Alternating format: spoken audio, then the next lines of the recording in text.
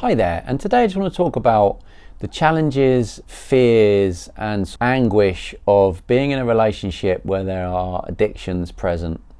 Being in a relationship where our partner is addicted to alcohol or drugs or behaviour. It can be so debilitating and so scary because we can see the person and we can remember what the person was like and we love the person, and they're doing this behaviour which is really hurting the family, maybe hurting the finances, causing lots of consequences, and they do not seem to stop. One thing I notice with working with couples where there are addictions, let's say alcohol, that the biggest damage that seems to be done, that partners talk about, is the dishonesties. When a partner says, I'm definitely going to stop drinking, or I'm going to stop hiding alcohol, promise, and then the partner finds a bottle hidden somewhere, and the dread that comes over the partner when they find it, very damaging and quite traumatic for the partner. And trust is very much broken because the partner of the alcoholic feels like, if you're going to lie about alcohol, what else are you going to lie about? And I don't feel safe in this relationship anymore. I don't trust you anymore. You know, you promised you wouldn't drink anymore. You promised you wouldn't hide the bottles. Or you promised you wouldn't gamble the rent away. And you've done it. Now, the ironic thing about a partner that's around the other partner that's drinking or heavily in an addiction of some sort, is the partner of the addicted person can become quite unwell as well. They can become almost just as obsessed with their partner and their behavior and their addictions as their partner is over the substance or the behavior. And this isn't the partner's fault. You know, this comes from trying so hard to get the partner to stop drinking or using, to just trying to get the person back to the way they were before the addiction took hold. And we can become very unwell in the process of focusing so much on the person that's got the addiction that we become unwell ourselves. The partner of the addicted person can become obsessed with looking at their behavior, trying to focus on when they might be drinking. Have they had a drink? Have they gambled? Have they done this? And almost they become more in tuned to the person than the actual person does. They can almost sense a drinking spiral before the person does, before the alcoholic does. And the person can totally lose themselves because they become so consumed in the person with the addiction, and it becomes very, very scary, alarming, and we feel completely and utterly depleted. We feel war-torn, like we've tried everything, and we're just so desperate to get the person to stop.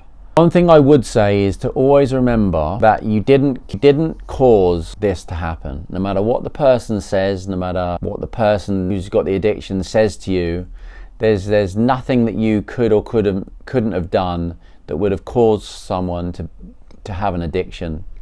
It's not your fault. Also, you can't cure a person with the addictions. There's not enough babysitting, watching, hypervigilance, controlling, keeping hold of the finances, watching that you can do that will stop the person drinking, using, or whatever process addiction they have.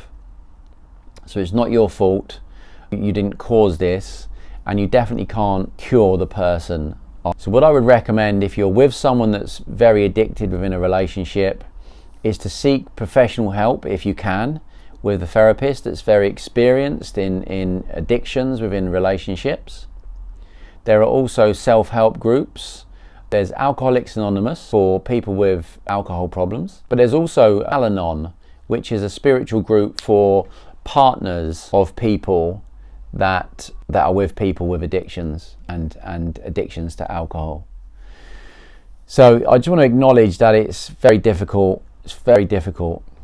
And what I do when couples come to see me is the person that's addicted or drinking, I check in with them.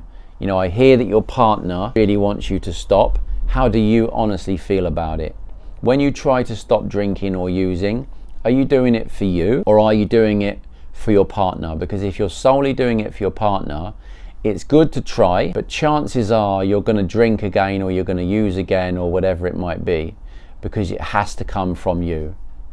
So I would encourage you to, what I encourage people to do in the sessions is, let's look at the reality of what this addiction is costing you, and we try and break some of that denial. And we work out in the sessions whether the person can control their drinking or their gambling or whatever it might be, whether they can regulate it, and we test that out.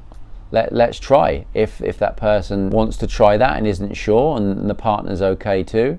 And then we check in, and if it goes okay, then we have an answer on whether or not you can regulate it, and then we work out together what would be acceptable for the partner, what would be acceptable for the person that's been drinking very heavily as okay. If there's still behavior that's addictive, if the partner's still finding bottles, if the client is breaking boundaries that we've set in therapy, then it turns out to be quite clear that the person can't regulate or cannot stop. So then I suggest complete abstinence and cutting out altogether. Now this might be very difficult. They might need to go into their own personal therapy as well as couples therapy to help and support this. Or they might want to check out a 12-step meeting, Alcoholics Anonymous, Narcotics Anonymous. You know, there's Gambling Anonymous, there's spiritual groups, but they are very, very effective with supporting people that are trying to stop their addictions, and you're around like-minded people. You might want to try some support groups. But the work we will do with you is looking at the denial, looking at how much consequences your addiction has caused you. We'll be trying to smash your denial so you feel the person that's addicted, the partner, ready to stop. Not just because your partner wants you to stop, because it's noble to do that, but it's not enough. So I just want to acknowledge to the partner of the person that's addicted, this is horrible, it's scary, we don't recognize our partner, we wish we could just walk away, but we know deep down that we love that person that's underneath the addiction, so we can give support for that. We can help you with that in sessions. And then we look at and honestly evaluate the person with the addictions, their behavior, and we bring lots of evidence to show while they can or can't control and regulate their addictions, and then we take action based on that.